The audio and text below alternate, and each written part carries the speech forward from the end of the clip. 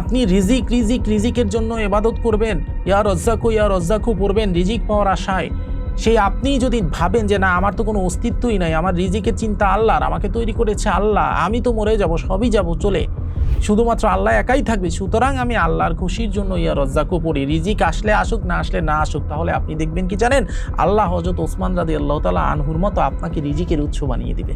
অর্থাৎ আপনি নিজে রিজিক পাবেন এমন না, বরং আপনার মাধ্যমে তখন আরো হাজার হাজার মানুষ রিজিক পাবে। নিজেকে শূন্য করতে হবে, মরার আগে মরতে হবে, তাহলেই আল্লাহ রাব্বুল আলামিনের দয়ায় তার সাথে সেই কম্পাঙ্কে নিজেকে টিউন করা যাবে। আল্লাহ রাব্বুল আলামিন মানুষের ভিতরে তার সব শক্তির বীজ দিয়ে দিচ্ছেন। দেখেন আল্লাহ রাব্বুল আলামিন নিজে কিন্তু রিজিক দাতা, কিন্তু সে কি নিজে নেমে এসে কাউকে রিজিক দেয়? আপনি খাবার খাবেন, আল্লাহ তো রিজিক দাতা, আল্লাহ আপনাকে খাবার দিচ্ছে, কিন্তু আলটিমেটলি সেই খাবারটা আপনাকে কার মাধ্যমে দিচ্ছে? আপনার স্ত্রী রান্না করতেছে, আপনি সেখান থেকে খাচ্ছেন, তাই না? রান্নাটা তো আল্লাহ আপনার স্ত্রীর মাধ্যমে করাচ্ছে। আমরা দেখি কি যে সে নবী ছিল তাই আল্লাহ তাকে বাঁচিয়েছে। নবী কেন হয়েছে? তার ওই ইয়াকিনের জন্য। সে একজন মূর্তি পূজারকের ঘরে বড় হয়েছে, কিন্তু সে মূর্তি ভেঙে ফেলেছে, তার সেই কর্মের জন্য সে নবী হয়েছে। সে নবী বলে মূর্তি ভেঙেছে, ব্যাপার কিন্তু এমন না। আল্লাহ রাব্বুল আলামিন যদি চাইতো আদম আলাইহিস সালামকে তো ডিরেক্টলি হয়ে যাও বলেই বানাইতে পারতো, তাই না? কিন্তু আল্লাহ রাব্বুল আলামিন তো সেটা বানালো না। আল্লাহ রাব্বুল আলামিন আদম আলাইহিস সালামকে নিজ হাতে তৈরি করলেন। খলাকতু আদামা বিয়াদি, হাদিসে কুদসি, মিন সূরাতিহি, আমার সূরাতে। এক কথায় ব্যাপারটা এমন যে আপনি আমি এখানে আছি, আমাদের স্থূল দেহটা এখানে আছে, কিন্তু আমাদের সূক্ষ্ম দেহ বা আমাদের সূক্ষ্ম যে রূহ, এই রূহ কিন্তু এই 3D ডাইমেনশনে নেই, এটা অনেক হায়ার ডাইমেনশনে।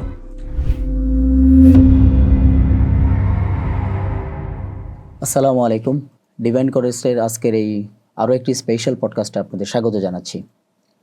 আজকের আমাদের আলোচনার বিষয়বস্তু কুন ফায়াকুন ও সৃষ্টির ফ্রিকোয়েন্সি।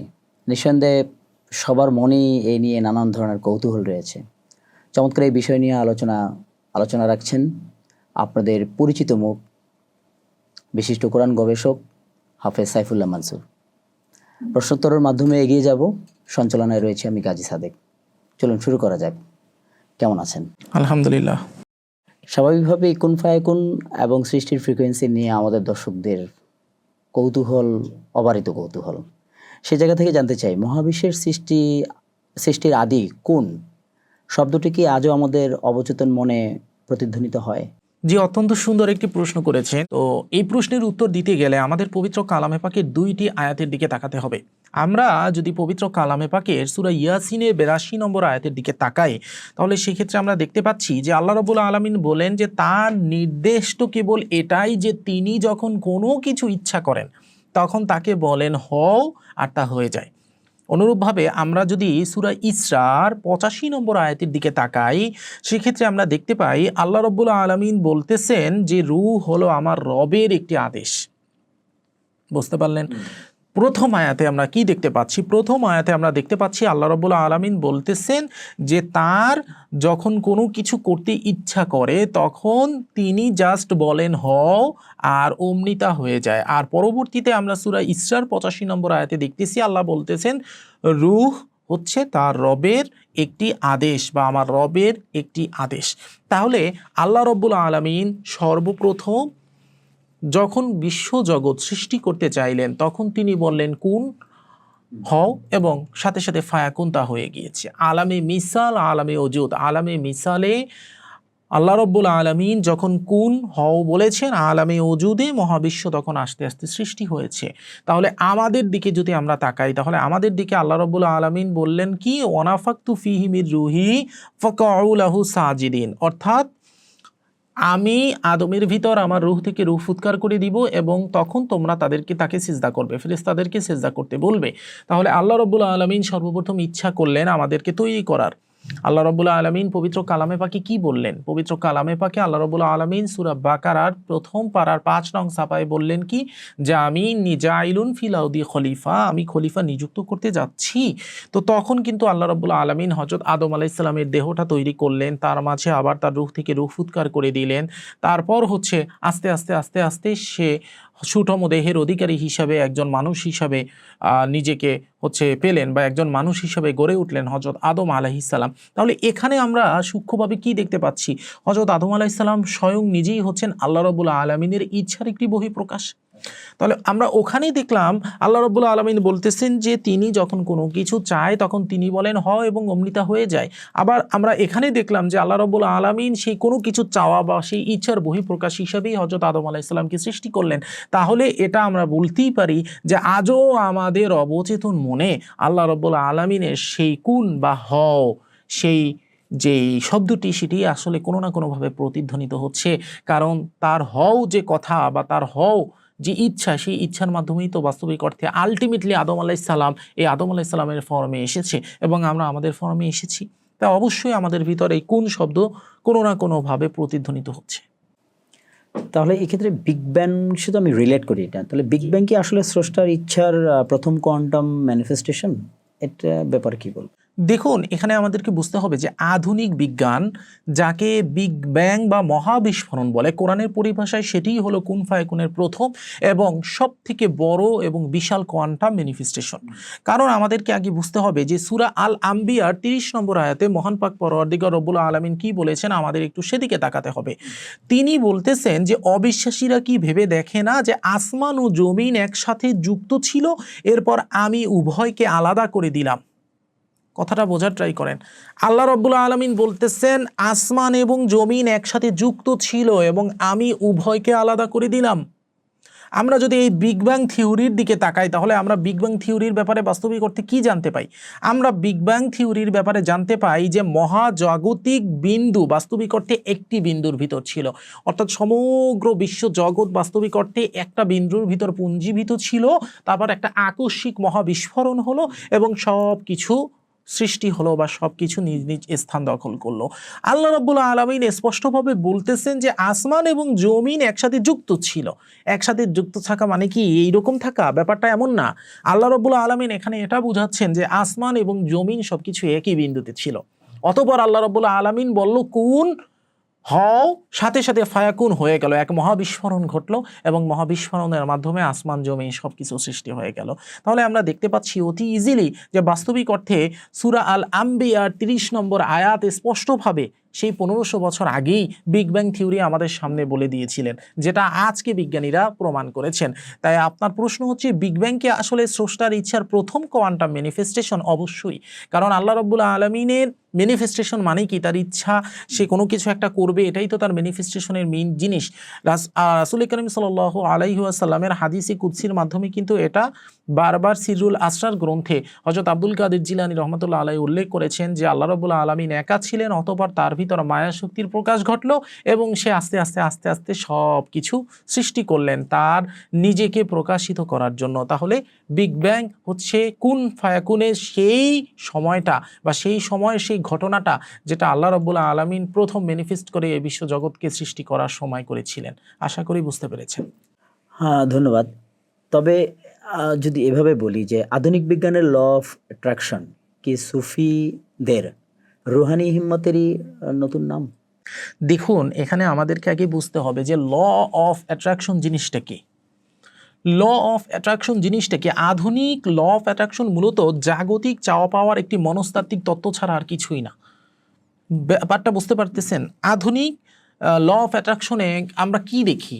ধরেন আপনার জীবনে সমস্যা চলতেছে, তো আপনার জীবনের সমস্যার সমাধান কিভাবে করা যায় এ ব্যাপারে আপনি চাচ্ছেন আল্লাহ রাব্বুল আলামিনের সহায়তা, কিন্তু আপনি পজিটিভ জিনিস থিঙ্কিং করছেন যেন মহাবিশ্ব আপনার দিকে পজিটিভ জিনিস ধাবিত করে। এক্স্যাক্টলি, এটা হচ্ছে আধুনিক ল অফ অ্যাট্রাকশন। আপনি নেগেটিভ জিনিস থিঙ্কিং করলে মহাবিশ্ব আপনার দিকে নেগেটিভ জিনিস ধাবিত করবে। এটা হচ্ছে ল অফ অ্যাট্রাকশন। তো আধুনিক ল অফ অ্যাট্রাকশন মূলত জাগতিক চাওয়া পাওয়ার একটা মনস্তাত্ত্বিক তত্ত্ব ছাড়া আর কিছু না। কিন্তু আমরা যখন সুফিদের রুহানি হিম্মতের দিকে তাকাবো তখন আমরা দেখব যে সুফিদের রুহানি হিম্মত বাস্তবিক অর্থে ল অফ অ্যাট্রাকশনের সে হাজার গুণ শক্তিশালী এবং ঐশী বিজ্ঞান। এর কারণ হচ্ছে সহিহ বুখারীর ৭,৪০৫ নম্বর হাদিসে কুদসিতে আল্লাহ রাব্বুল আলামিন বলতেছেন, আমি আমার বান্দার ধারণার কাছেই থাকি। এই ধারণা মানে কি জানেন? ইয়াকিন। ইয়াকিন। অর্থাৎ আমার বান্দা যেই ধারণা করে বা যেই ইয়াকিন করে আমি সেইভাবেই থাকি তার সাথে। আমি কিন্তু আবারও বলেছিলাম, আল্লাহ রাব্বুল আলামিন বলেছেন যে আমি আমার বান্দা সাথে সেরূপ হয়ে যাই যেরূপ আমার বান্দা আমাকে ইয়াকিন করে, তাই না? তো এখানে দেখেন এই ধারণা বা ইয়াকিন হলো রুহানি হিম্মত। ল অফ অ্যাট্রাকশন কাজ করে শুধু মানসিক তরঙ্গের উপর, কিন্তু এই রুহানি হিম্মত এটা কাজ করে হচ্ছে একটা ঐশী তরঙ্গের উপর, একটা আত্মার ঐশী ফ্রিকোয়েন্সির উপর।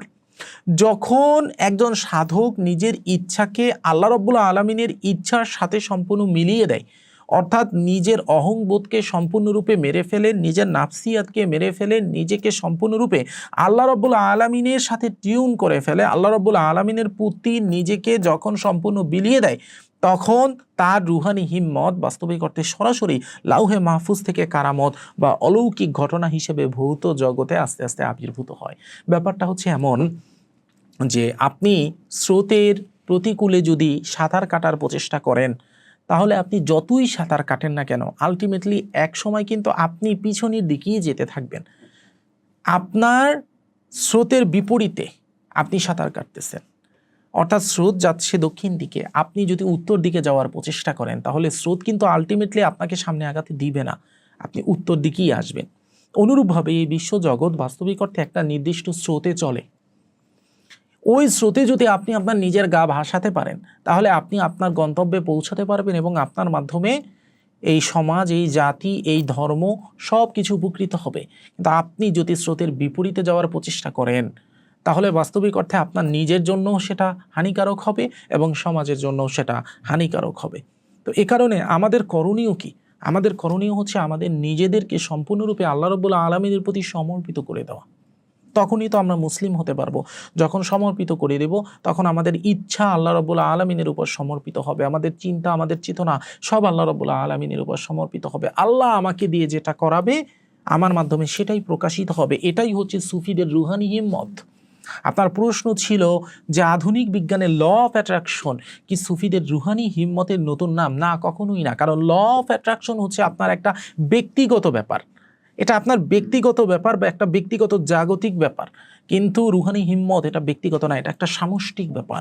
এটা আল্লাহ রাব্বুল আলামিনের একটা ইচ্ছার প্রতিফলন। আশা করি বুঝতে পেরেছেন। ধন্যবাদ। এই পর্যায়ে একটু প্রসঙ্গটা একটু ভিন্ন।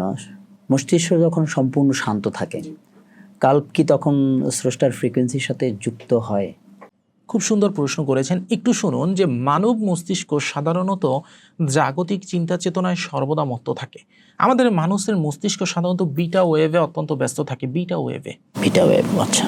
এই বিটা ওয়েভে আমাদের মস্তিষ্ক প্রতি মুহূর্তে বিভিন্ন বিভিন্ন থট তার ভিতরে হচ্ছে রান হতে থাকে। সে বিভিন্ন উল্টাপাল্টা জিনিস ভাবতে থাকে, ভালো জিনিস ভাবতে থাকে। অর্থাৎ প্রতি মুহূর্তে কোনো না কোনো চিন্তা সে ভাবতেছে, প্রতি মুহূর্তে সে কোনো না কোনোভাবে ব্যস্ত আছে। কিন্তু এই কোলাহল বাস্তবিক অর্থে ঐশী সিগন্যাল বা আল্লাহ রাব্বুল আলামিনের যে ইলাহি সিগন্যাল, এটা ধারণ করার জন্য একটা বাধা ক্রিয়েট করে, একটা বাধার সৃষ্টি করে। এ কারণে সূরা আর রাদের ২৮ নম্বর আয়াতে আল্লাহ রাব্বুল আলামিন বলেন, জেনে রাখো আল্লাহর জিকির দ্বারাই অন্তরসমূহ প্রশান্তি লাভ করে। কথা বোঝার ট্রাই করেন। আল্লাহ রাব্বুল আলামিন বলতেছে সূরা আর রাদের ২৮ নম্বর আয়াতে যে নিশ্চয়ই আল্লাহর জিকির দ্বারাই অন্তরসমূহ প্রশান্তি লাভ করে। তার মানে প্রশান্তি যদি আপনি পেতে চান, আপনাকে যদি আপনি শান্ত করতে চান, তাহলে অবশ্যই আপনাকে আল্লাহর জিকির করতে হবে, আল্লাহর স্মরণে নিজেকে নিমজ্জিত করতে হবে। যখন আপনি আল্লাহর স্মরণে নিজেকে নিমজ্জিত করবেন না, তখন বাস্তবিক অর্থে আপনি এই কোলাহলপূর্ণ জগতে নিজেকে ডুবিয়ে ফেললেন। এই জাগতিক চিন্তা আপনাকে কখনো পিছু ছাড়বে না। তখন আপনার মস্তিষ্কের ভিতর ওই বিটা ওয়েভ সচল থাকবে। কিন্তু যেই মুহূর্তে আপনি আল্লাহ রাব্বুল আলামিনের জিকিরে রত হবেন, মুরাকাবা বা ধ্যানের মাধ্যমে, তখন আপনার মস্তিষ্ক আস্তে আস্তে শান্ত হবে। আপনার মস্তিষ্ক আস্তে আস্তে আলফা বা থিটা ওয়েভে নেমে আসবে। তখন মানুষের ভিতরের লজিক্যাল নলেজ বাস্তবিক অর্থে কমে যাবে। অর্থাৎ আপনার কনসিয়াস মাইন্ড বাস্তবিক অর্থে তখন নিশ্চুপ হয়ে যাবে। তখন আপনার অহংকার সম্পূর্ণরূপে চূর্ণ হয়ে যাবে। আমার ভিতরেই আমি হওয়ার যে প্রবণতা, এই আমি সম্পূর্ণরূপে নষ্ট হয়ে যাবে। তখন কি হবে? তখন আপনি আর আপনি থাকবেন না, আমি থাকবো না, তখন আমি সে হয়ে যাব। এই অবস্থায় যখন আমরা চলে যাই তখন বাস্তবিক অর্থে আমাদের মস্তিষ্ক শান্ত হয়ে আলফা বা থিটা ওয়েভে নেমে আসে। তখন মানুষের ভিতরে লজিক্যাল নলেজ বা অহংকার সম্পূর্ণরূপে চুপ হয়ে যায়। ঠিক তখনই কলব বা আধ্যাত্মিক হৃদয় একটি শক্তিশালী স্পিরিচুয়াল এন্টেনা হিসাবে কাজ করে, যা সরাসরি স্রষ্টার উচ্চতর ফ্রিকোয়েন্সির সাথে নিখুঁতভাবে যুক্ত হতে পারে। তার মানে আমরা এখানে যে আলোচনা করলাম, এই আলোচনায় আমরা স্পষ্টভাবে এটা বুঝতে পারলাম যে যদি আমরা আমাদের এই জাগতিক মোহে আবদ্ধ থাকি বা এই জগতের বস্তুগত মোহে আবদ্ধ থাকি, তাহলে প্রতি মুহূর্তে আমাদের মস্তিষ্ক অত্যন্ত বিজি থাকবে, কোলাহলপূর্ণ একটা অবস্থা থাকবে এবং সেখানে বিটা ওয়েভ সচল থাকবে। কিন্তু আল্লাহ রাব্বুল আলামিন পবিত্র কালামে পাকে সূরা আর-রাদের 28 নম্বর আয়াতে যে বলে দিয়েছেন যে আল্লাহর জিকির মানুষকে প্রশান্ত করে, সেইভাবে আল্লাহ রাব্বুল আলামিনের জন্য যখন আমরা মেডিটেশন করব, যখন আমাদের অন্তর আল্লাহ রাব্বুল আলামিনের জিকিরে অনুরণিত হবে, তখন আল্লাহ রাব্বুল আলামিনের দয়ায় আমাদের মস্তিষ্ক আলফা বা থিটা ওয়েভে নেমে আসবে এবং মস্তিষ্ক আলফা বা থিটা ওয়েভে যখন নামবে তখন আস্তে আস্তে আমরা ঐশী সিগন্যাল ধারণ করা শুরু করব, আমরা ইলহাম ধারণ করা শুরু করব, আল্লাহ রাব্বুল আলামিনের বার্তা ধারণ করা শুরু করব ইনশাআল্লাহ তাআলা, এবং তখন আমরা ঐশী ফ্রিকোয়েন্সির সাথে যুক্ত হয়ে যাব। আশা করি উত্তরটিকে পেয়েছেন। আমরা যদি এইটাকে যদি একটু এভাবে নিয়ে আসি আমাদের নিজেদের মধ্যে, যে আমাদের প্রতিটি চিন্তাই কি কোয়ান্টাম ফিল্ডে এক একটি নতুন বাস্তবতার বীজ বপন করে? দেখুন, এখানে খুব ঠান্ডা মাথায় আমাদেরকে বুঝতে হবে যে মহাগ্রন্থ আল কোরআন বাস্তবিক অর্থে কি। মহান পাক পরওয়ারদিগার রব্বুল আলামিন মহাগ্রন্থ আল কোরআনকে এমনভাবে নাজিল করেছেন, এর প্রত্যেকটা আয়াতকে, প্রত্যেকটা শিক্ষাকে আল্লাহ রব্বুল আলামিন এমনভাবে দিয়েছেন যা কিয়ামত পর্যন্ত বর্তমান থাকবে। অর্থাৎ এমন না যে আল্লাহ রাব্বুল আলামিন যে শিক্ষা রাসূল করিম সাল্লাল্লাহু আলাইহি ওয়াসাল্লামের সময় দিয়েছিলেন সেটা তখনের জন্য ছিল, এখনের জন্য না, এমন না। সেটা তখনও ছিল, এখনও আছে, ভবিষ্যতেও থাকবে। যে কোনো ব্যক্তি তার লাইফে যে কোনো কিছুতে কোরআনের শিক্ষা যখন অ্যাপ্লাই করবে তখন তা হুবহু যোগে যোগ বিয়োগে বিয়োগের মতো মিলে যাবে। কথা বুঝতে পারছেন? এটা একটা সার্বজনীন জীবন দর্শন। এই কথাটা আমি কেন বললাম সেটা হচ্ছে আল্লাহ রাব্বুল আলামিন সূরা জিলজালের 7 এবং 8 নং আয়াতে বলতেছেন, কেউ অনুপরিমাণ সৎকর্ম করলে সে তা দেখতে পাবে, আর কেউ অনুপরিমাণ অসৎকর্ম করলে সেও তা দেখতে পাবে। যদিও এটা কিয়ামতের সময়ের কথা বলা হচ্ছে, কিন্তু বাস্তবিক অর্থে এটা আমাদের বর্তমান জীবনেও, বর্তমান অংশে, বর্তমান সময়েও সচল। কিভাবে সচল? কোয়ান্টাম ফিজিক্সের ওয়েভ ফাংশন কোলাপস তত্ত্ব প্রমাণ করে যে পর্যবেক্ষকের চিন্তার তরঙ্গ ভৌত বাস্তবতাকে প্রভাবিত করে। যখন একজন মানুষ অবজার্ভ করতে থাকে তখন ইলেকট্রনগুলো বাস্তবিক অর্থে পিটিতে দাঁড়ানো বাচ্চাদের মতো দাঁড়িয়ে যায়, এবং যখন সে অবজার্ভ করে না তখন ইলেকট্রনগুলো ছিন্ন বিচ্ছিন্ন অবস্থায় থাকে। অর্থাৎ একজন সাধারণ মানুষের অবজারভেশন বা পর্যবেক্ষণ ইলেকট্রনের গতি পর্যন্ত চেঞ্জ করে দিতে পারে। তো অনুরূপভাবে আমরা যদি কোয়ান্টাম ফিজিক্সের ওয়েভ ফাংশন কোলাপস তত্ত্বর দিকে তাকাই, তাহলে আমরা ওয়েভ ফাংশন কোলাপস তত্ত্বে দেখতে পাই যে পর্যবেক্ষকের চিন্তার তরঙ্গ ভৌত বাস্তবতাকে প্রভাবিত করে। এখানে অণু বা সাব অ্যাটমিক স্তরের কথা বলা হচ্ছে। খেয়াল করে দেখেন, অণু বা সাব অ্যাটমিক স্তরের কথা বলা হচ্ছে। আমাদের প্রতিটি চিন্তাই মূলত ইলেকট্রোম্যাগনেটিক ফ্রিকোয়েন্সি, যা কোয়ান্টাম ফিল্ডে প্রবেশ করে। এই তরঙ্গগুলো হারিয়ে যায় না, বরং এগুলো স্পেস টাইমের ক্যানভাসে আমাদের ভবিষ্যৎ বাস্তবতার বীজ হিসেবে রূপিত হতে থাকে। অর্থাৎ আমি যদি অনুপরিমাণ উল্টাপাল্টা জিনিস চিন্তা করি, ওটা আমার ভবিষ্যতে রোপণ হবে এবং ভবিষ্যতে ওটা আমার দিকে ধাবিত হবে। আমি যদি অনুপরিমাণ ভালো কর্ম চিন্তা করি, ভালো জিনিস চিন্তা করি, তাহলে সেটাও আমার দিকে ধাবিত হবে। কথা বুঝতে পারছেন? আল্লাহ রাব্বুল আলামিন পবিত্র কালামে পাকে সে 1500 বছর আগে সূরা জিলজালের 7 এবং 8 নম্বর আয়াতে বলতেছেন, কেউ অনুপরিমাণ সৎকর্ম করলে সেটাও সে দেখতে পাবে, কেউ অনুপরিমাণ অসৎকর্ম করলে সেটাও সে দেখতে পাবে। সৎকর্ম অসৎকর্ম একজন মানুষ কখন করে প্রিয় ভাই? যখন কেউ সৎকর্ম করে তখন সৎকর্ম করার আগে তার মস্তিষ্কে সে চিন্তা করে না যে আমি সৎকর্ম করব। আগে তো তার চিন্তা, আগে তো তার চিন্তা, আগে তার থট, আগে তার অবজারভেশন করার ক্ষমতা, তারপর সে আমি সৎকর্ম অসৎকর্ম করব। একটা চোর যখন চুরি করতে আসে তখন সে কি করে? আগে অবজারভেশন করে যে এই স্থানে আমি কিভাবে চুরি করব, তারপর সে চুরিটা করে। আমি এখানে পডকাস্ট করতে আসছি, তো আমি পডকাস্ট করতে আসার আগে আমার অবজার্ভ করছি আমি যে এই স্থানটা কেমন, এই জায়গায় গেলে আমার পডকাস্ট ভালো হবে না না হবে। আপনি আমার সাথে বসার আগে অবজার্ভ করছেন আমাকে যে আমার জ্ঞানের সাথে আপনার প্রশ্ন যদি সমান্তরালে আসে তাহলে আপনি ভালো জিনিস শিখবেন না। খেয়াল করে দেখেন, আপনার এই অবজারভেশনের ফলেই কিন্তু 10 মিনিট পর আমার সাথে বসা পডকাস্ট। যেই চোর দেখতেছে সেই চোরের অবজারভেশনের ফলেই কিন্তু কিছুক্ষণ পর করা চুরি। যেই ডাকাতি করতেছে সেই ডাকাতের অবজারভেশনের ফলে কিন্তু আলটিমেট ওই ডাকাতি। কথা বুঝতে পারছেন? Right right. সুতরাং এভাবে আমরা কোয়ান্টাম ফিজিক্সের ওয়েভ ফাংশন কোলাপস তত্ত্বও যদি দেখি আর পবিত্র কালামে পাকের সূরা জিলজালের 7 এবং 8 নং আয়াতও যদি দেখি, তাহলে আমরা একই জিনিস দেখতে পাই যে আমাদের প্রতিটি চিন্তাই বাস্তবিক অর্থে কোয়ান্টাম ফিল্ডে আমাদের এক একটি নতুন বাস্তবতার বীজ বনে। আশা করি উত্তরটি পেয়েছেন। চমৎকার। তবে এই ক্ষেত্রে বিজ্ঞানের যে 0 পয়েন্ট এনার্জি আর সুফিদের ফানা স্টেটের বৈজ্ঞানিক মিল কোথায় আপনার মতে? দেখুন, কোয়ান্টাম ফিজিক্সে 0 পয়েন্ট এনার্জি জিনিসটা কি এটা আগে আমাদেরকে বুঝতে হবে। 0 পয়েন্ট এনার্জি হলো এমন একটা অবস্থা যেখানে বাহ্যিকভাবে সব শক্তি শূন্য হয়ে থাকে। কথা বুঝতে পারছেন? কিন্তু এই যে শূন্য হলো, সেখান থেকেই আবার অসীম শক্তির উৎপত্তি ঘটে। অর্থাৎ বাহ্যিকভাবে সব শক্তি শূন্য, কিন্তু ওই শূন্যর ভিতরেই অসীম শক্তি। অনুরূপভাবে যখন সুফি শাস্ত্রে ফানা বা আত্মবিলীন হয়, তখন ওই মানুষের জাগতিক চিন্তা চেতনার নিজের কোনো অস্তিত্বই বাস্তবিক অর্থে আর অবশিষ্ট থাকে না, শূন্য হয়ে যায় সে। ফানা ফিল্লা মানে সম্পূর্ণরূপে ফানা, সে শূন্য। যখন সে শূন্য হয়ে যায় তখন সে আবার বাস্তবিক অর্থে আল্লাহ রাব্বুল আলামিনের সেই ঐশী ফ্রিকোয়েন্সির সাথে টিউন হয়। যখন সে ঐশী ফ্রিকোয়েন্সির সাথে টিউন হয় তখন সেই হচ্ছে শক্তির উৎস হয়ে যায়। ব্যাপারটা বোঝার ট্রাই করেন। সেটা হচ্ছে একজন ব্যক্তি আল্লাহ রাব্বুল আলামিনের কাছে তার একটা পবিত্র নাম ইয়া রজ্জাকু পড়তেছে। কেন?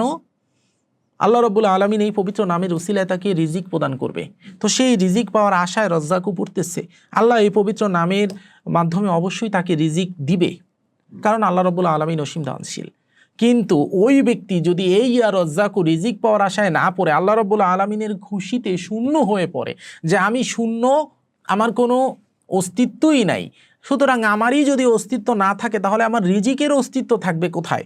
যখন আমি আমার নিজের দিকে তাকাবো তখন আমি দেখবো আমি কি হাত, দেখবো যে না আমি তো হাত না। আমি কি পা, দেখবো আমি পা না। তাহলে আমি কি চোখ, না আমি চোখ না। তাহলে আমি কি দেহ, তাহলে দেখবো যে আমিও দেহ না। দেখেন, যে ব্যক্তির হাত নাই সেও কিন্তু জীবিত থাকে, যে ব্যক্তির পা নাই সেও জীবিত থাকে, যার চোখ নাই সেও জীবিত থাকে, যার মুখ নাই সেও জীবিত থাকে, যার শরীরের অঙ্গ প্রত্যঙ্গ নাই সেও জীবিত থাকে, যার 6টা অঙ্গ প্রত্যঙ্গ নাই সেও জীবিত থাকে, যার ভিতরে ব্রেন নাই সেও কিন্তু জীবিত থাকে পাগল অবস্থায়। তার মানে কি? তার মানে তার পরিচয়টা কি? সে কি দেহ না? সে দেহ না। তাহলে সে কি? তার মানে সে কিছুই না, সে শূন্য। যখন এই শূন্য সে নিজেরে বুঝতে পারবে তখন সে ফানা হয়ে যাবে। তার মানে কার জন্য ফানা হয়ে যাবে? আল্লাহ রাব্বুল আলামিন পবিত্র কালামে পাকের সূরা বাকারার 31 নম্বর আয়াতে বলতেছেন, তিনি আদমকে সমস্ত বস্তুর নাম শিখিয়ে দিলেন। কি বলছে না? সমস্ত বস্তুর নাম তিনি শিখিয়ে দিলেন। আল্লাহ রাব্বুল আলামিন সূরা আর রহমানের 26 এবং 27 নম্বর আয়াতে কি বলতেছেন? তিনি বলতেছেন যে ভূপৃষ্ঠের সবকিছুই নশ্বর, কেবল আপনার মহিমাময় ও মহানুভব রবের সত্তাই চিরঞ্জীব থাকবে। কুল্লুমান আলাইহা ফান ওয়াবকা ওয়াজহু রাব্বিকা যুল জালালি ওয়াল ইকরাম। এখানে সত্তা বলতে মুখমণ্ডলকে বোঝানো হয়েছে, অর্থাৎ সবকিছু ধ্বংসশীল, শুধুমাত্র আপনার রবের মুখমণ্ডলই চিরন্তন থাকবে এবং চিরস্থায়ী থাকবে। তাহলে এই যে রবের মুখমণ্ডল চিরস্থায়ী থাকলো, তার মানে কি? আপনি যখন নিজেকে শূন্য ভাবা শুরু করবেন তখন আপনার মাঝে কে থাকবে? কিছুই থাকবে না। যখন সবই আপনি মরীচিকা ভাবা শুরু করবেন তখন সবই একসময় ধ্বংস হবে, এটা আপনি বুঝতে পারবেন। সবই ধোঁকা, মায়া, এটা আপনি বুঝতে পারবেন। তখন আপনি দেখবেন যে শুধুমাত্র আল্লাহ রাব্বুল আলামিনের মুখমণ্ডল বা তার অস্তিত্ব ছাড়া আর কিছুই সত্যি না। তখন আপনি নিজেকে শূন্য ভেবে সেই মহাশক্তির ভিতর নিজেকে ফানা করে দিবেন, যার কারণে আপনি নিজেই শক্তির সেই উৎস হয়ে যাবেন। যখন কোনো ব্যক্তি এরকম চিন্তা চেতনা করে, ইবাদত করে, তখন সে শক্তির উৎস হয়ে যায়। আপনি রিজিকের জন্য ইবাদত করবেন, ইয়া রজ্জাকু পড়বেন রিজিক পাওয়ার আশায়। সেই আপনি যদি ভাবেন যে না আমার তো কোনো অস্তিত্বই নাই, আমার রিজিকের চিন্তা আল্লাহর, আমাকে তৈরি করেছে আল্লাহ, আমি তো মরে যাব, সবই যাব চলে, শুধুমাত্র আল্লাহ একাই থাকবে, সুতরাং আমি আল্লাহর খুশির জন্য ইয়া রজ্জাকু পড়ি, রিজিক আসলে আসুক, না আসলে না আসুক। তাহলে আপনি দেখবেন কি জানেন? আল্লাহ হযরত ওসমান রাদিয়াল্লাহু তাআলা আনহুর মতো আপনাকে রিজিকের উৎস বানিয়ে দিবে। অর্থাৎ আপনি নিজে রিজিক পাবেন এমন না, বরং আপনার মাধ্যমে তখন আরো হাজার হাজার মানুষ রিজিক পাবে। মানুষ রুহানি শক্তির জন্য আমল করে, রুহানির শক্তির জন্য আমল করে, অমুক করে তমুক করে। যখন মানুষ এই সমস্ত লোভ থেকে দূরে সরে আল্লাহর খুশির জন্য আমল করে, আখলাক করে, তখন আল্লাহ রাব্বুল আলামিন তাকেই ওই রুহানি শক্তির উৎস বানিয়ে দেয়, তার নামটাকেই রুহানি শক্তির উৎস বানিয়ে দেয়। তাই যেখানে কোনো কিছু নাই সেখানেই সব কিছু আছে। নিজেকে শূন্য করতে হবে, মরার আগে মরতে হবে। তাহলেই আল্লাহ রাব্বুল আলামিনের দয়ায় তার সাথে সেই কম্পাঙ্কে নিজেকে টিউন করা যাবে। আশা করি উত্তরটি পেয়েছেন। তাহলে এই ক্ষেত্রে শূন্য থেকে সৃষ্টির যে ঐশী ক্ষমতা, তা কি আমাদের মানবাত্মাতেই সুপ্ত আছে? দেখুন, এখানে হচ্ছে শূন্য থেকে সৃষ্টির যে ঐশী ক্ষমতা, এটা অবশ্যই কোনো না কোনোভাবে আমাদের মানব আত্মাতে অবশ্যই অবশ্যই অবশ্যই টিউন করা আছে। কেন টিউন করা আছে বুঝতে হবে। সেটা হচ্ছে শূন্য থেকে বা এক্স নিহিলো সৃষ্টির একক ক্ষমতা কেবল মহান আল্লাহ রাব্বুল আলামিনের, তাই না? এখন কথা হচ্ছে যে সৃষ্টির একক ক্ষমতা যে আল্লাহ রাব্বুল আলামিনের, সে আল্লাহ রাব্বুল আলামিন মানবাত্মার ভিতরে নিজের জ্ঞান ও ক্ষমতার কিন্তু একটা সুপ্ত বীজ দিয়ে দিছেন। কথা বুঝতে পারছেন? আল্লাহ রাব্বুল আলামিন সূরা বাকারার ৩১ নম্বর আয়াতে বলতেছেন, আর তিনি আদমকে সমস্ত বস্তুর নাম শিখিয়ে দিলেন। এই নামগুলো কিন্তু কেবল কোনো মহাজাগতিক শব্দ ছিল না, বা কোনো আমাদের আশেপাশের জিনিসের নাম ছিল না, বরঞ্চ এগুলো ছিল মহাবিশ্বের সমস্ত কোয়ান্টাম ফ্রিকোয়েন্সির মাস্টার কোড, সমস্ত কোয়ান্টাম ফ্রিকোয়েন্সি। যার কারণে ইনসানি ইলাহি বা ঐশী মানব যখন আত্মশুদ্ধির মাধ্যমে ওই নামগুলোর ফ্রিকোয়েন্সিকে নিজের ভিতরে আনলক করতে পারে, তখন মহান পাক পরওয়ারদিগার রব্বুল আলামিন সরাসরি তার ইচ্ছায় নতুন রিয়েলিটি বা বাস্তবতা ম্যানিফেস্টেশন করার ক্ষমতা আল্লাহ রাব্বুল আলামিন ওই ব্যক্তিকে দিয়ে দেয়। বুঝতে পারছেন?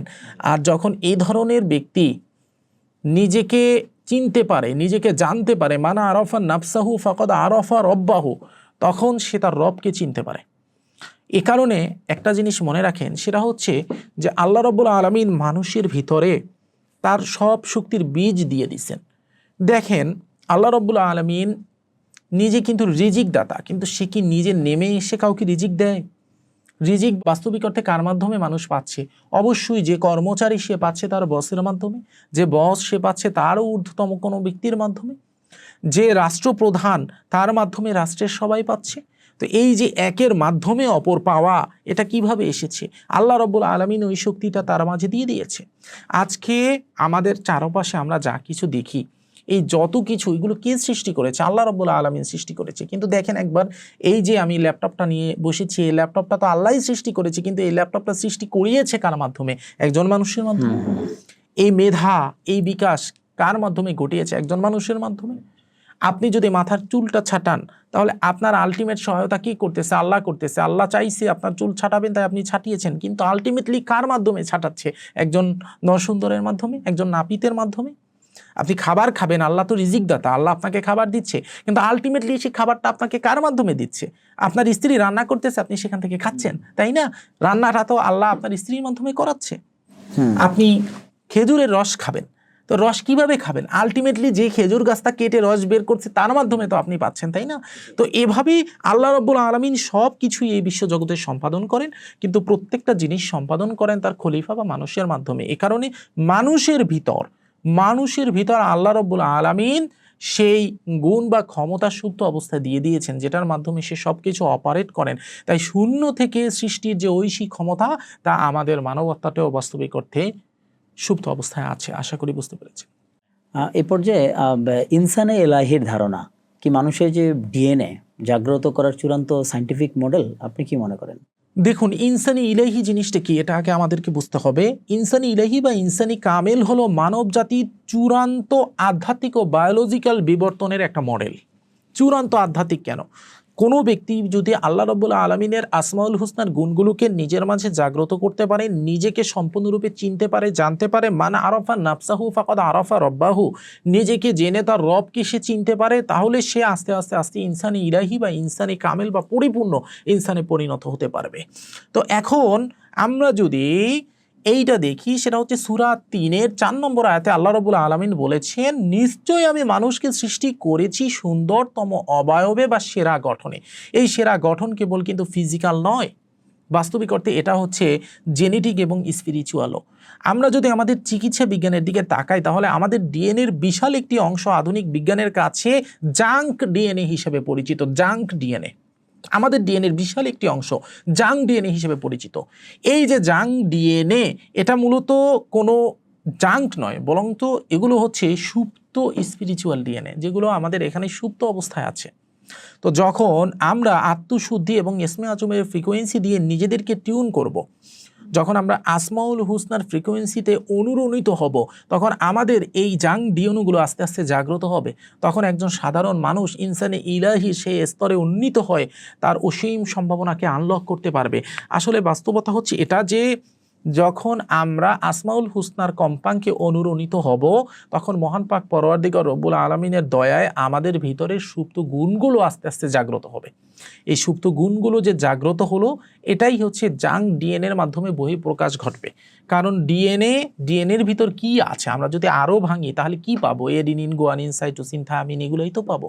এগুলা আলটিমেটলি কি বহন করে? গুণ বহন করে, বংশগতির গুণ বহন করে। কিন্তু যখন আমরা নিজেদের ভিতর আল্লাহ রাব্বুল আলামিনের আসমাউল হুসনার গুণগুলোকে ইনস্টল করার প্রচেষ্টা করব, নিজেরা ইনসান ইলাহি বা ইনসানে কামিলে পরিণত হওয়ার প্রচেষ্টা করব, তখন আস্তে আস্তে আমাদের ডিএনএগুলো বাস্তবিক অর্থে স্পিরিচুয়ালি ভাবে ডেভেলপ করবে। আশা করি বুঝতে পেরেছেন। চমৎকার। এখন যদি আমরা বলি এরকম যে ইচ্ছা আর বিশ্বাস এক বিন্দুতে মিশলে কি ফিজিক্সের সাধারণ সূত্রগুলি অকেজে হয়ে যায়?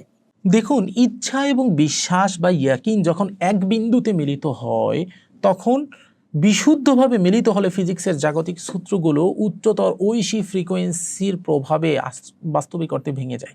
কেন ভেঙে যায়? এর সবচেয়ে বড় প্রমাণ হলো হযরত ইব্রাহিম আলাইহিস সালামের কাহিনী। যদিও তিনি একজন নবী ছিলেন, কিন্তু আল্লাহ রাব্বুল আলামিন কোনো মানুষের সাথে কখনো দুই নাম্বারই করেন না, পার্শিয়ালিটি করেন না।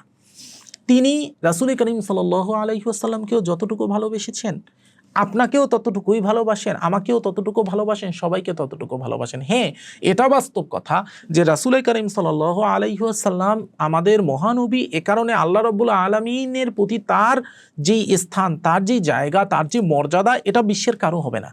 কিন্তু আমি যে জিনিসটা বুঝাচ্ছি সেটা হচ্ছে সৃষ্টিগত উপাদান। অর্থাৎ সৃষ্টিগত উপাদানের দিক থেকে রাসূল করিম সাল্লাল্লাহু আলাইহি ওয়াসাল্লামকেও আল্লাহ যেভাবে সৃষ্টি করেছেন, আপনাকেও যেভাবে সৃষ্টি করেছেন, আমাকেও সেভাবে সৃষ্টি করেছেন। একজন হিন্দু ব্যক্তিকেও সেভাবেই সৃষ্টি করেছেন, একজন খারাপ ব্যক্তিকেও সেভাবেই সৃষ্টি করেছেন। দেখুন, আল্লাহ পাকের একটি নাম হচ্ছে আল আদল, ন্যায় বিচারক, ইয়া হাকিম। তো আল্লাহ রাব্বুল আলামিন কখনো অবিচার করেন না। তিনি আপনার সাথেও যেভাবে বিচার করবেন, আমার সাথেও সেমভাবেই বিচার করবেন। তিনি আপনাকেও যা দিবেন, আমাকেও সেম দিবেন। একটা জিনিস ঠান্ডা মাথায় বোঝার ট্রাই করেন, সেটা হচ্ছে এমন কখনো শুনেছেন যে একজন হিন্দু ব্যক্তি তার ঘরে আগুন জ্বলে না? একজন হিন্দু ব্যক্তি সে অক্সিজেন পাচ্ছে না, একজন খ্রিস্টান ব্যক্তি তার ঘরে আগুন জ্বলে না, অক্সিজেন পাচ্ছে না, পানি খেতে পারতেছে না? না, আল্লাহ রাব্বুল আলামিন তাকেও যেভাবে রিজিক দিচ্ছেন, তাকেও যেভাবে হচ্ছে পঞ্চভূতের আলো, বাতাস, আকাশ সব কিছু দিচ্ছেন, আপনাকে আমাকে সেই একইভাবে সব কিছু দিচ্ছেন। তো আল্লাহ রাব্বুল আলামিন এই যে একইভাবে সব কিছু দিচ্ছেন, এটার দিকে বাস্তবিক অর্থে আমরা যদি তাকাই, তাহলে আমরা দেখব যে এর সবচেয়ে বড় প্রমাণ হলো হযরত ইব্রাহিম আলাইহিস সালামের ঘটনা। হযরত ইব্রাহিম আলাইহিস সালামও কিন্তু আপনার এবং আমার মতো মানুষই ছিলেন। আপনাকেও যা দিয়েছেন, ইব্রাহিম আলাইহিস সালামকেও আল্লাহ তাই দিয়েছিলেন। বরঞ্চ আপনাকে আল্লাহ পরীক্ষা করেন নাই, কিন্তু ইব্রাহিম আলাইহিস সালামকে তার থেকেও বেশি পরীক্ষা করেছেন, তাই না? কিন্তু আপনার এবং আমার মাঝে পার্থক্য কি? আপনার এবং আমার মাঝে এবং আম্বিয়াদের মাঝে পার্থক্য কি? সেটা হচ্ছে আমাদের ইয়াকিন এবং আল্লাহর উপর সমর্পিত হওয়ার যে প্রবণতা। এটা আমরা যদি হযরত ইব্রাহিম আলাইহিস সালামের দিকে তাকাই, তাহলে আমরা দেখি সূরা আম্বিয়ার 69 নম্বর আয়াতে আল্লাহ রাব্বুল আলামিন বলছেন, আমি বললাম, হে আগুন, তুমি ইব্রাহিমের উপর শীতল ও নিরাপদ হয়ে যাও। এখন আগুনের ধর্ম বা থার্মোডাইনামিক্সের সূত্র কি ছিল? পুড়িয়ে ফেলা না? আগুন তো সবাইকে পুড়িয়েই ফেলবে, তাই না? তাহলে ইব্রাহিম আলাইহিস সালামকে আগুন কিন্তু পুড়িয়ে ফেলে নাই। ইব্রাহিম আলাইহিস সালামকে আগুন কেন পুড়িয়ে ফেলে নাই? অ্যাজ এ মুসলিম হিসেবে আপনি বলতে পারেন যে সে তো আল্লাহর নবী ছিল, তাই আল্লাহ তাকে পোড়ায় নাই। সে আল্লাহর নবী ছিল, আপনি সেটা দেখতে পাচ্ছেন, কিন্তু সে যে ইয়াকিন এবং আল্লাহর উপর সমর্পণ নিয়ে আগুনের ভিতর ঝাঁপটা দিয়েছিল বা তাকে আগুনে ফালানো হয়েছিল, পরও সে আল্লাহর দিক থেকে বিমুখ হয় নাই, আপনি সেটা দেখতে পাচ্ছেন না। আপনি তার সেই ইয়াকিনটা দেখতে পাচ্ছেন না। তার ইয়াকিন ছিল যে আমার রব আমাকে বাঁচাবে, আমার রব আমার জন্য যথেষ্ট, যার কারণে তার রব সম্পূর্ণ আগুনের ধর্মই তার জন্য চেঞ্জ করে দিয়েছে। তা আমরা দেখি কি যে সে নবী ছিল, তাই আল্লাহ তাকে বাঁচিয়েছে। কিন্তু সে নবী হওয়ার কারণে নবী কেন হয়েছে? তার ওই ইয়াকিনের জন্য। সে একজন মূর্তি পূজারকের ঘরে বড় হয়েছে, কিন্তু সে মূর্তি ভেঙে ফেলেছে। তার সেই কর্মের জন্য সে নবী হয়েছে। সে নবী বলে মূর্তি ভেঙেছে, ব্যাপার কিন্তু এমন না।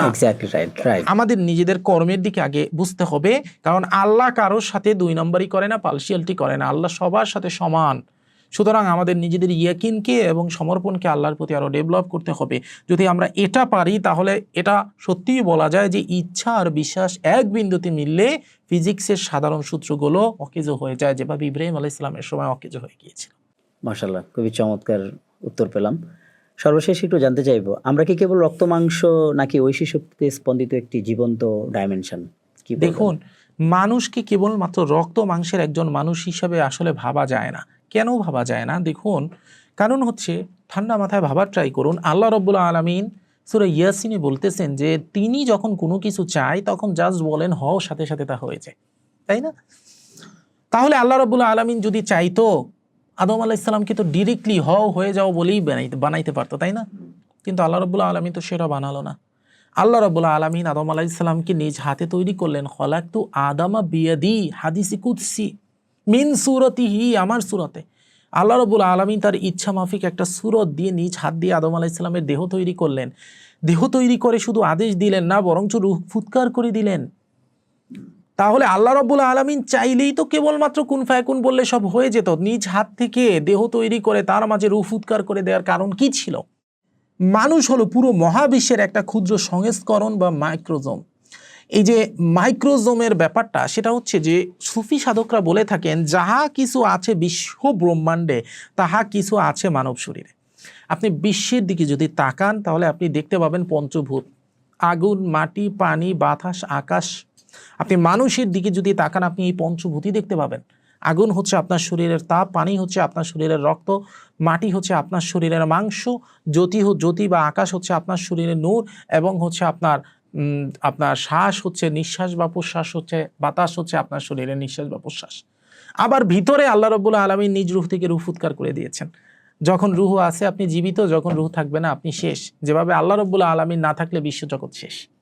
সুতরাং মহাবিশ্বে যা কিছু আছে সব কিছু এই মানব শরীরের ভিতর লুকায়িত অবস্থায় আছে। আল্লাহ রাব্বুল আলামিন সূরা সোয়াদের ৭২ নম্বর আয়াতে ইরশাদ করেন, তিনি বলতেছেন আমি তাকে সুষম করব এবং তাতে আমার রূহ থেকে রূহ ফুঁকে দিব, তখন তোমরা তার সামনে সিজদা অবনত হবে। চিন্তা করেন, আল্লাহ বলতেছেন যে আমি তাকে রূহ ফুৎকার করে দিব, অতঃপর প্রথম সুঠামো করব, তারপর রূহ ফুৎকার করে দিব, তারপর তোমরা তাকে সিজদা করবে। সূরা সোয়াদের ৭২ নম্বর আয়াত।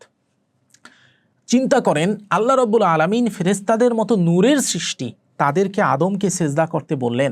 আদম যদি কেবলমাত্র রক্ত মাংসের একটা পুতুল হতো তাহলে আল্লাহ রাব্বুল আলামিন ফেরেশতাদের মতো নূরের সৃষ্টিকে আদমকে সিজদা করতে বলতেন না। এটা ছিল তাজিমি সিজদা। তার মানে আদম আলাইহিস সালামের ভিতর আল্লাহ রাব্বুল আলামিন এমন কিছু জিনিস ইনস্টল করে দিয়েছিলেন যে জিনিস বাস্তবিক অর্থে ফেরেশতাদের ভিতর ছিল না। তার ভিতর যেভাবে জ্ঞান ছিল সেভাবে আল্লাহ রাব্বুল আলামিনের ফুৎকার করা ঐশী রূহ ছিল, যার কারণে এই ঐশী স্ফুলিঙ্গ প্রমাণ করে যে আমরা ফিজিক্যালি 3 ডাইমেনশনাল জগতে থাকলেও বাস্তবিক অর্থে আমাদের রূহ বা আমাদের ভিতরের যে আল্লাহ রাব্বুল আলামিনের আমর বা আদেশ, সেটা হচ্ছে অনেক হায়ার ডাইমেনশনের একটা জিনিস। এবং আমরা আধ্যাত্মিকভাবে প্রত্যেকেই অসীম ঐশী শক্তিতে স্পন্দিত এক একটি জীবন্ত মাল্টি ডাইমেনশনাল পোর্টাল বা মাল্টি ডাইমেনশনাল সত্তা হিসেবে আপনি বলতে পারেন। অর্থাৎ এক কথায় ব্যাপারটা এমন যে আপনি আমি এখানে আছি, আমাদের স্থূল দেহটা এখানে আছে, কিন্তু আমাদের সূক্ষ্ম দেহ বা আমাদের সূক্ষ্ম যে রূহ, এই রূহ কিন্তু এই 3D ডাইমেনশনে নেই, এটা অনেক হায়ার ডাইমেনশনে। এ কারণে বলা যেতে পারে, আমি যে আগেই বলেছি যে যাহা কিছু আছে বিশ্ব ব্রহ্মাণ্ডে তাহা কিছু আছে মানব শরীরে। তাই বিশ্ব ব্রহ্মাণ্ড হচ্ছে মাল্টি ডাইমেনশনে ভরা। তাই একজন মানব শরীরও বাস্তবিক অর্থে নিজেই একটা মাল্টি ডাইমেনশনের সমান। আশা করি বুঝতে পেরেছেন। ধন্যবাদ আমাদেরকে সময় দেওয়ার জন্য এবং আপনার এই জ্ঞান গর্ব আলোচনার জন্য। সুপ্রিয় দর্শক, যারা অধীর আগ্রহ এবং ধৈর্য নিয়ে আমাদের এই পডকাস্টটি শুনলেন, আপনাদের সবাইকে আবারও পরবর্তী পডকাস্টে শুভেচ্ছা জানিয়ে আজকের মতো এখানেই সমাপ্তি ঘোষণা করছি। ভালো থাকবেন, দোয়া রাখবেন। আসসালামু আলাইকুম ওয়া রাহমাতুল্লাহি ওয়া বারাকাতুহু।